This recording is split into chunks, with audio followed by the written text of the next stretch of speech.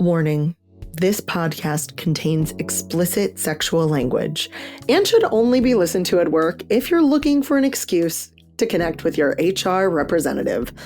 Additionally, all mentions of the word women include cis and trans women. If you are genderqueer, gender fluid, figuring it out, anything in between, and feel like this conversation is also important for you, you are welcome here. Will you open up with me? These pages, they can feed your innermost desires.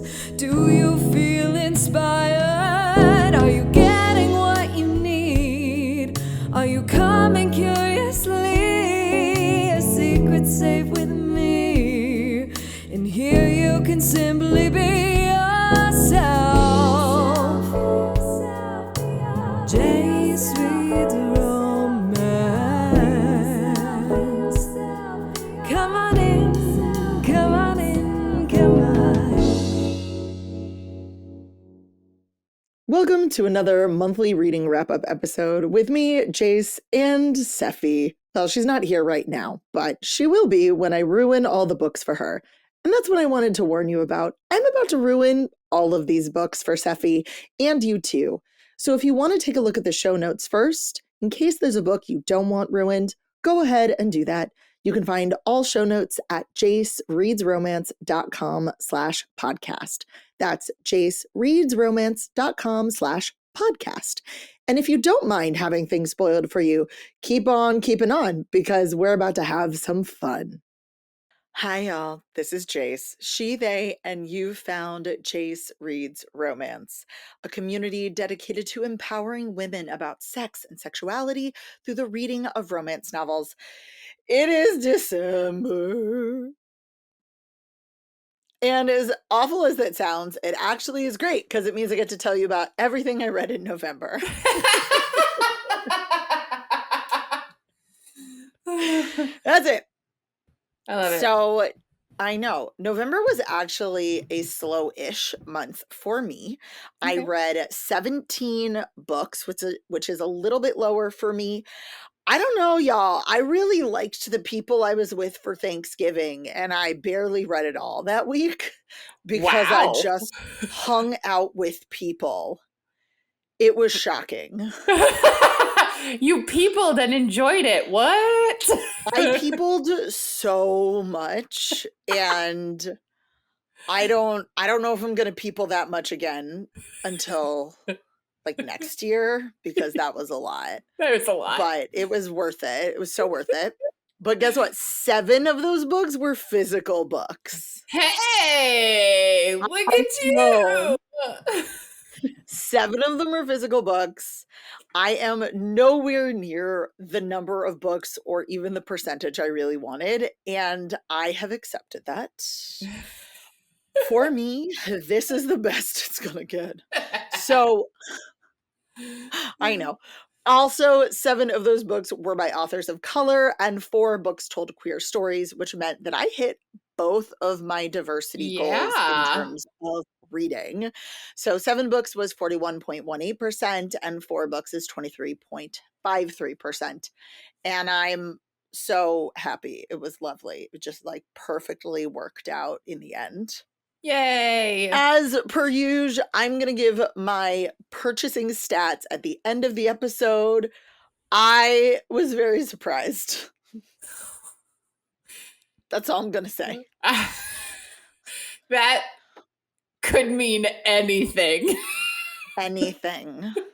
Now, for people watching a video of some sort, I will rarely be looking at the camera from now on because I have notes to look at, so I actually know what I'm saying. People who are listening, you just get to hear the sound of my voice. That's all. All right. I started November with A Ghost Story. Now You See Him by Nina Saxena, and my reaction was Nina, because Nina is a pen name, an independent publishing pen name for Nisha Sharma, who, yes, writes spice in her contemporary romances, but doesn't do it the way that she does it in her independent life, friend. So Oh. This is a 2.5 on the spice scale. It is Tina Derrick Darren. It is an MF ghost. You have to decide for yourself. So my notes are ghosts, small town, mutual cheating, dubcon, murder solving, sharing. Interesting. You have space for your one question. The dubcon kind of threw me off a little bit. If a ghost decides to fuck you, how do you say no? Oh, fair. Yeah. Okay. Interesting. That's such a great line. Such a good line. Oh, book number 2 was Cactus Heart by Cleo Evans. Mwah. Mwah. It is a 3.5 on the spice scale. Ooh. We've got Avery, Levi, and Mateo. It is MMF. And my notes are small town, brothers best friends, ex-hockey player, firefighter, painter, grief, thruple, kink, secret hookups, third act breakup. Oh, third act breakup. Was it It was bad? it was stupid, but it was so short. Oh, okay. Okay. I was like, oh no, you broke up with 35 pages left. Whatever will I do over these next 20 minutes? You know? Yes, okay. Okay. Yeah. Oh no, my emotional agony will end in less time than it takes me to boil water, make mac and cheese, put it all together, and eat it. Like, I was fine. Oh my goodness. Okay, book number 3, Sanctuary by Alona Andrews. Okay, then. It is a 0 spice. It is Rowan's book. Oh, okay. And I know. So my notes are Rowan gets a story. We learn a little bit more about his powers and his family history. He protects a kid who asks for aid. We meet a woman who I hope, capital letters, becomes a love interest. I should also note that this is the first independently published book in the Kate Daniels world. I don't know the drama. I don't know why. But from now on, not from now on, but maybe from now on. I'm not 100% sure. I haven't finished it yet. But this is independently published as a book. Okay. So, okay. just putting it out there. Do you have any questions? I'm glad Rowan got a book. Oh my God, I love him so much. I know you do. I love him so much. He's so great. He's like a broody, badass Russian priest to a black god. And it's got that really good, he's got a good balance of humor and power. And this story had a good balance of exposition about him and displays of power, as well as setting up potential future stories. Oh, So nice. I'm Okay. like, all right, I hope something's coming. Anyway, speaking of, book number 4, King of Fire, is one of their independently published stories you can only find on their website. Now, I am literally only listing these as books, even though you could probably read this in 10 minutes, because it's part of the list they have. And because they're all on Goodreads, and so Goodreads counts them as stories, as books.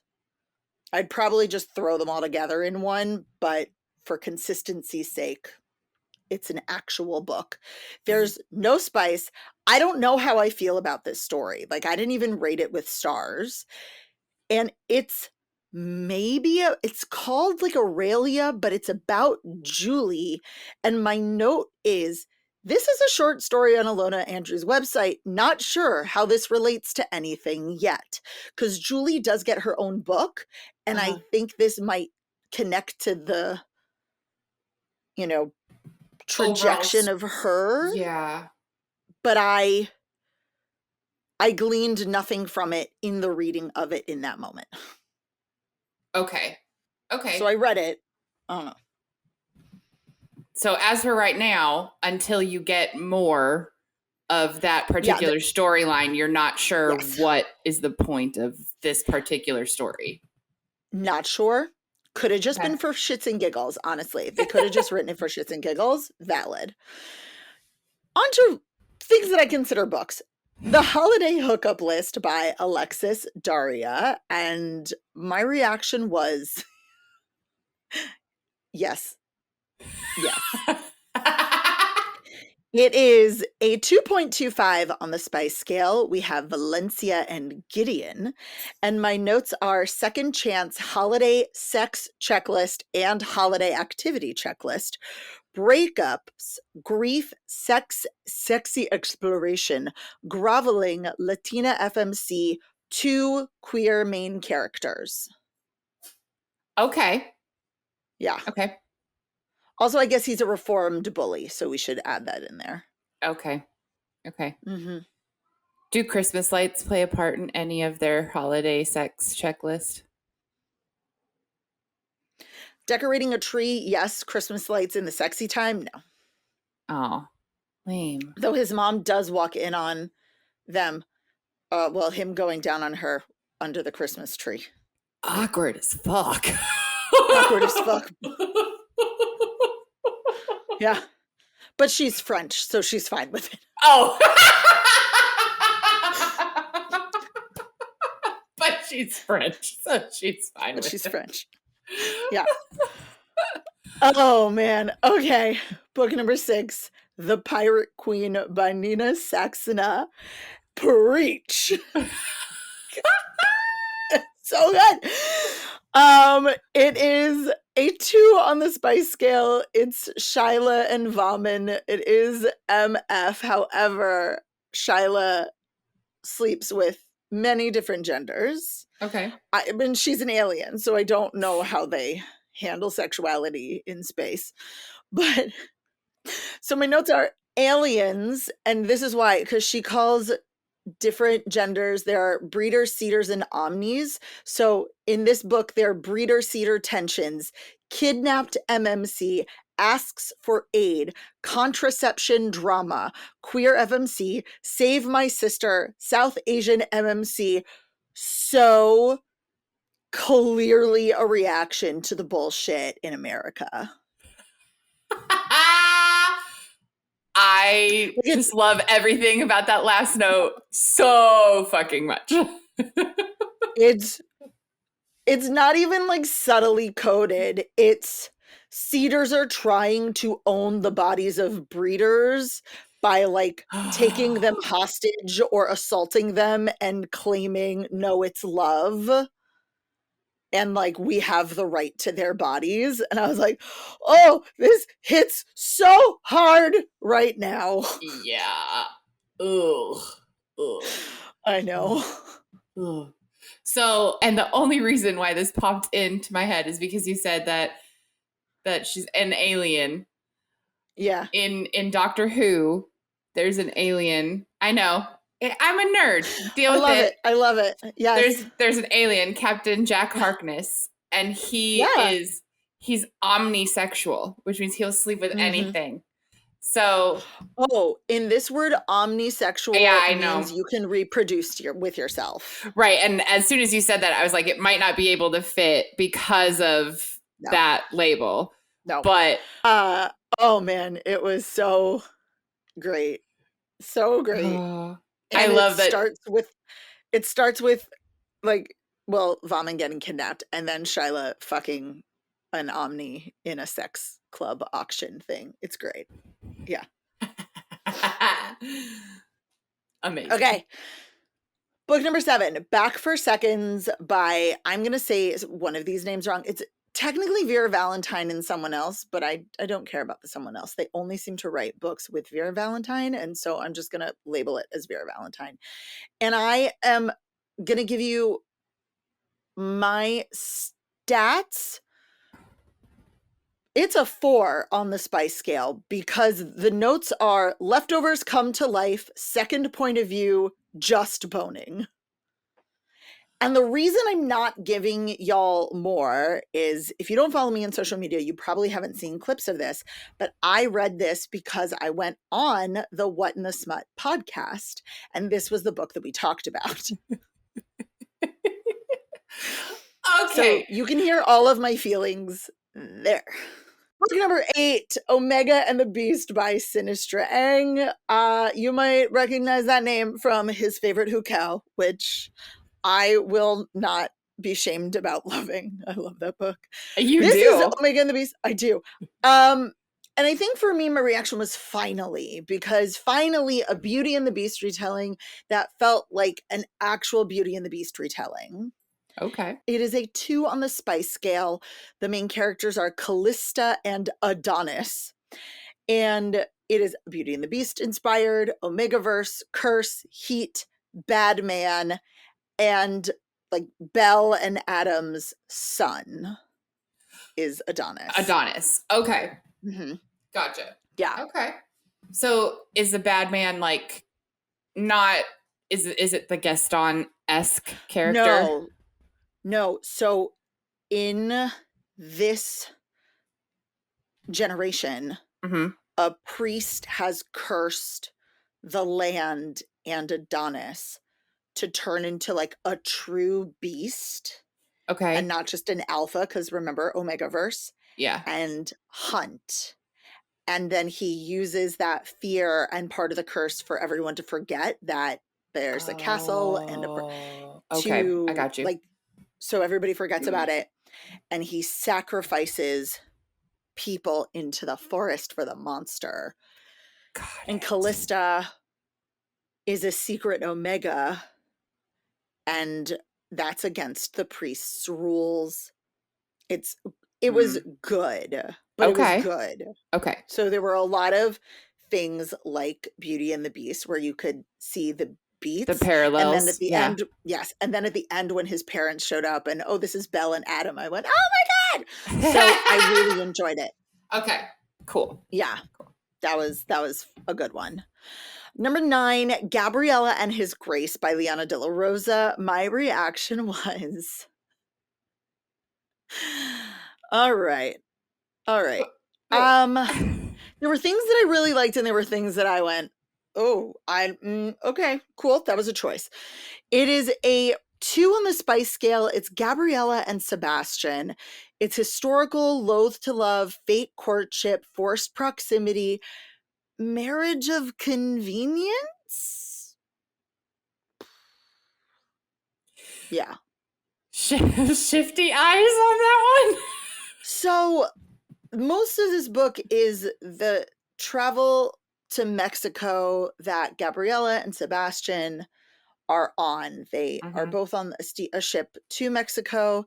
And then when Gabriella's dad really tries to marry her off to the highest bidder, essentially, he sneaks her back. And they'd never even kissed. They'd never really like had a true sexual moment, but there were no tickets left on the boat. And so his butler or his valet sneaks Gabriella into Sebastian's room, and immediately they bone. And I just went, really? I got you. Yeah. Like, and then someone catches them in an embrace. And so they decide to get married. Like, they're in love, but it's a marriage of convenience because they weren't necessarily engaged on their own. It's because the ton was, going to be scandalized. Yeah. So yeah, it just, I don't know if I liked the tension. I liked the getting to know. I liked the getting over the loathe to love as they actually like admit mutual respect for one another and get over their hangups. But the like love story, I'm like, I don't know if I buy it. I don't know if I like it. Oh, and then there were some lies and assumptions once married. And I'm like, this really could have been fixed. Yeah. With a short, understanding conversation. Yeah. So anyway, Anyway. Book number 10, Trade. Oh my goodness. This is the 7th after the end novella. And friends, it is the darkest one I've read so far. Like, this one is truly dark. It's a 1.5 on the Spice scale. Gloria and Dalton. Dystopian, age gap, misogyny, non-con, conspiracy, good boy, rebellion. Oh. Whoa. Yeah. I don't have any questions. Just whoa. Yep. Cool. Only Earl in the World is next. Book number 11. This is by Amelie Howard, and it is the final book in, I know it's called The Taming of the Dukes, but I call it the Hellfire Kitties series because that's what the women in this friend group call themselves, the Hellfire Kitties. And my reaction was happy sad. Right? It's a 2 on the Spice scale. Briar and Jasper, who are 2 characters we've known from the beginning. It is historical, loath to love, fake dating, get my man back, secret erotic author. Ooh. I love when they have that, the secret erotic author, paired with historical, because it's so like not the norm. But I love it. And Jasper gets a hand on one of her books and then recreates it for her. Yes. Yes. Just gonna put that one out there. Book number 12, Bound by Ali Hazelwood. It's been a few weeks since you've heard that name. Yeah. Anyway. This is an audiobook only. Different vampires. Because she has bride and mate. And these are different vampires. It's a 1.25 on the Spice scale. Vero and Victor are the main characters. PNR, vampires, con job, forced proximity, he falls first. Virgin MMC. Oh, that's different. Not bad, just different, but I like it. I like it. I like it. Are they like thieves? There is a so Vero is studying art history, and she has a little side hustle creating fake antiquities, books specifically. And so Victor hires her to create a fake book or a fake version of a real book so that he can entrap a bad vampire. I love it. I love it. Yeah. It was good. And also the performances were great. Book 13, Magic Tides by Alona Andrews. We are in the independent stage. I believe this was a 0 on the Spice scale, and just like, fuck me. My notes are, holy time jump Batman. Conlin is now 8, and they've moved out of Atlanta. They bought an old fortress and are trying to keep a low profile. Lol. Kate learns that a kid has been kidnapped and goes on a rampage to find him. Turns out it's connected to a local gang, the People, and a bad magical being. She goes and saves the kid. Curran prepares at home for a siege from the gang she pissed off. Conlin has crazy amounts of power. Oh, God. You weren't kidding about a time jump. Yeah. Yeah. I like the lol, trying to keep a low profile. I mean, it is a lol. It is lol. Oh my gosh. Which takes me to number 14, Magic Claims. and my thought process is like,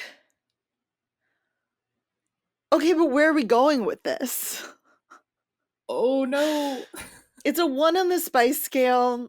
And the funny part is, like, Kate and Curran are so hot for each other, and there's a line in Magic Tides that's your hand looks heavy. Can I hold it for you? That he says to her. Like, they've been together for over a decade. Yeah. And I love that they just blatantly hit on each other still.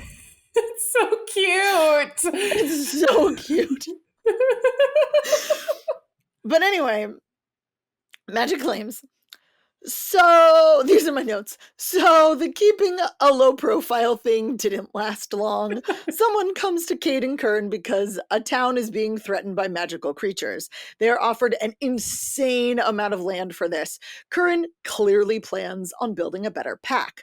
Turns out other more official groups had tried to help and failed, so Kate and team go to the town to figure out what's going on. This magic is crazy. There's a battle. They do win, but it was a challenge. Also, it feels like they're setting up more to come with this series. And remember, these are now independently published. Yeah. So, what? What? I know. How much more do they have to like set up? So there are 2 short stories, then Blood Air, which is Julie's book, then a short story, and there's a compilation of current point of view chapters, and that's it. That's all they've written so far. So not much, but I don't know. Interesting. Yeah. And I'm going based off of the release schedule on their website versus what Goodreads has listed in the World of Kate Daniels for everyone paying attention or who maybe wants to read in the order that I did. All right, book number 15, Act Your Age, Eve Brown by Talia Hibbert. This is the final book in the Brown Sisters trilogy, and my reaction was cute. It's really cute. It is a 2 on the spice scale, but remember, it's an audiobook, and I never feel like I get the same feeling of spice in audiobooks versus regular books. It's Eve and Jacob, contemporary, grumpy sunshine, forced proximity, boss employee, personal growth, autism rep. Oh, interesting. Interesting. And how did you feel about the boss employee? So I didn't mind it because they weren't an established boss employee. Okay. Eve at the beginning gets kicked out of her house because her parents are like, we need you to like be an adult and live on your own independently. And so she runs away to the country and ends up in this tiny little town, sees a chef's wanted poster on a B&B and goes, sure. Interviews. He's like, no. Then she hits him with her car and stays around to help because she feels bad. So gotcha. Okay. Their attraction and the flirt happens right away. It's not like a boss secretary. Right. Weird power dynamic situation. Also because Eve just never gives him power over her. Good. Nor should she. Like, Jacob's best friend says, oh, you don't live here. You should just live in Jacob's spare room. And he doesn't notice for like a week.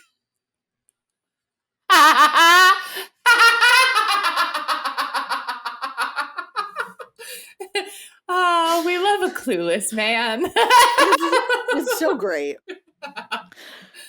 Book number 16, Puck and Prejudice by Leah Riley. Ooh. I know. It is the 1.25 on the spice scale.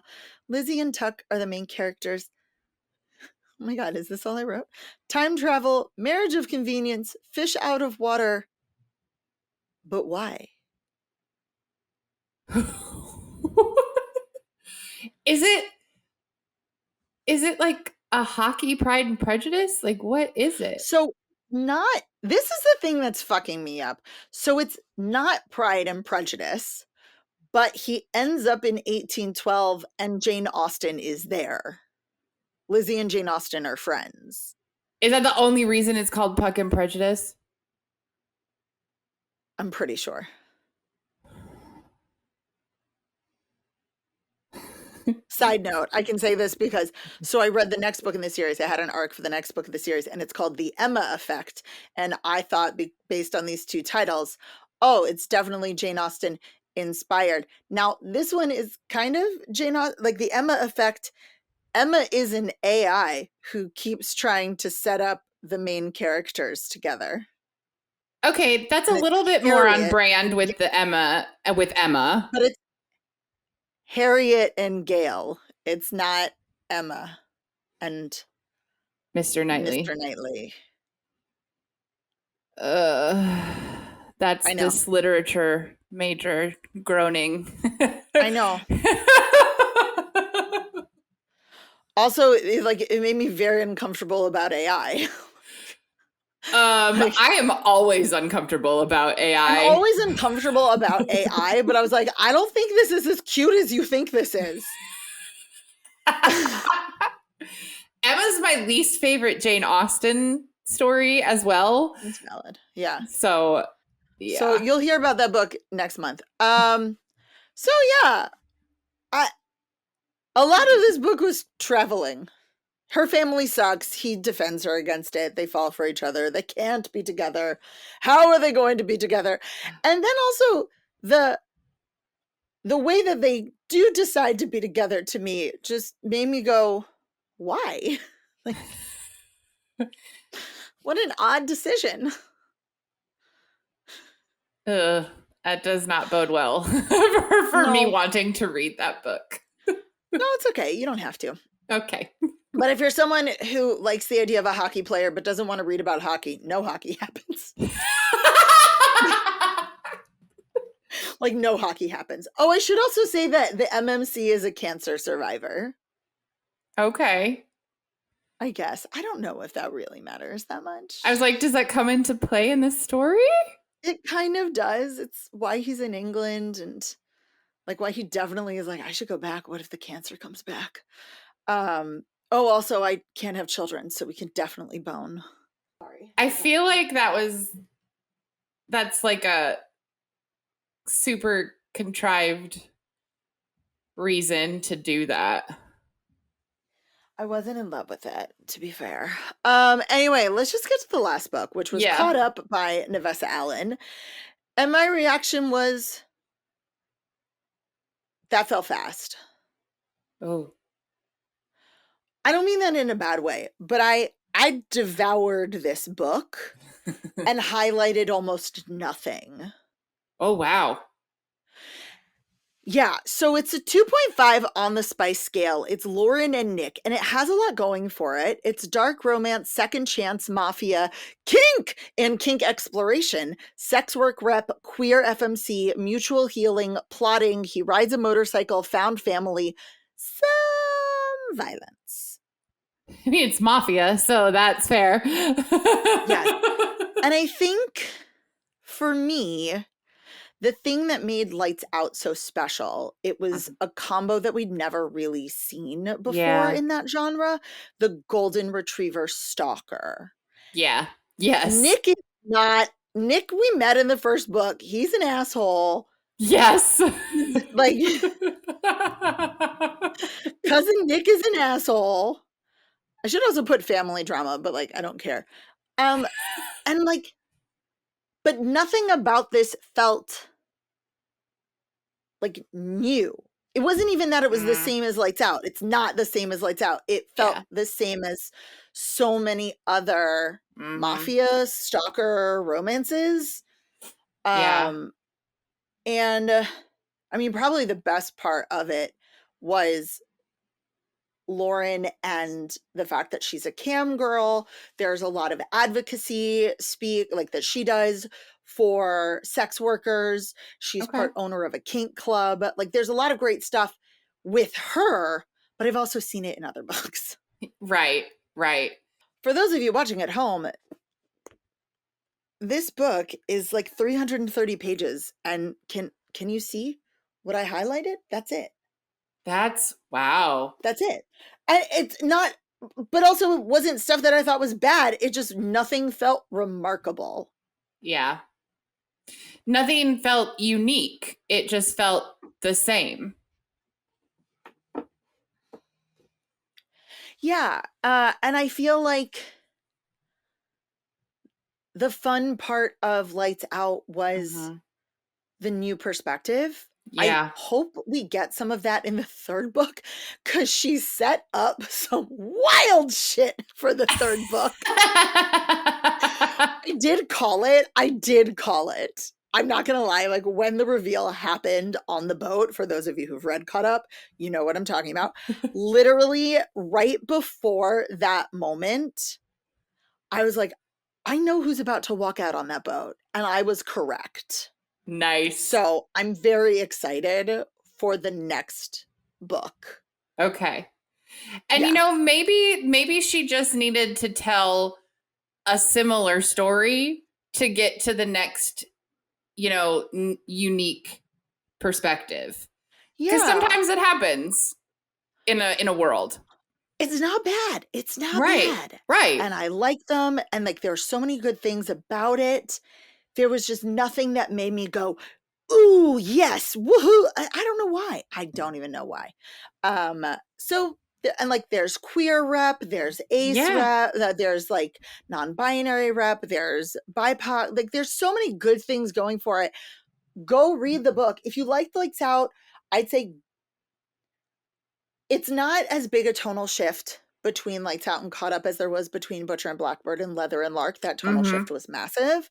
Yeah. But Nick is not, or Nick or Junior, however you're going to refer to him, is not a golden retriever. He is like straight up covered in blood mafia. So and, if you like the mafia book. Yeah. Well, and that's kind of set up in Lights Out. He's an asshole. He's an asshole. Yes. I wonder too if because you are not a huge fan of mafia books. So I wonder too if that's coloring your opinion a little bit. You know, this is the thing. Like, it's not coloring my opinion because I gave it a 4.5. I read this book in 2 days. True. That's true. It's like, I thoroughly enjoyed myself. Right. But nothing struck me. Or very few things struck me either for good or for bad. And that is everything that I read. Now, in terms of my purchasing stats, I bought, and remember, this will be on the YouTube in a few weeks. If you like that. It's like the only thing that I'm pretty consistent with on the YouTube, so enjoy it.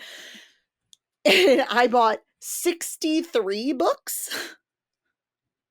Wow. Remember, this included Steamy Lit. Yeah. 30 of them were by authors of color. That's like half. It's 47.62%. But as far as I can remember, only one of them is queer. Whoa. I was going through them and I went, what? Really? Oh no. Oh no. So, yeah, we're just gonna let that happen. We're gonna let that lie. The funny thing is I don't plan on buying so many books in December. It's just a very slow month for new releases and stuff like that. Yeah. But I got a fuck ton of my special editions in November. And I don't know, maybe a bunch of them will come soon. Now. Now that it is officially December, dear God. December. December. I know. All right. So thank you, Seffi. Let me know, friends, what you read in November, what you're planning on reading in December. Make sure that you subscribe to us so that you can follow along with all of the things and find out what I actually read in December and my totals for the year for all of the things. Bye. Bye. Jace Reads Romance is a 3 Paws Productions podcast. Produced by Seffi, edited by Michael Achenbach. Our theme song is written and performed by Diana Weishauer. For show notes and more, head to www.jacereadsromance.com. That's JAYCE Reads Romance. Follow us on socials at Jace Reads Romance everywhere. For more exclusive content, visit us on Substack, where you'll find extended episodes, bonus episodes, and more. Have a question, story, or a book recommendation you know I'll love? Email Jace at jacereadsromance.com or call and leave a voicemail at 661-JACE-RR. That's 661-529-2377. Remember to rate, review, and subscribe wherever you're listening to this podcast. And as always, this is Jace, holding space for you.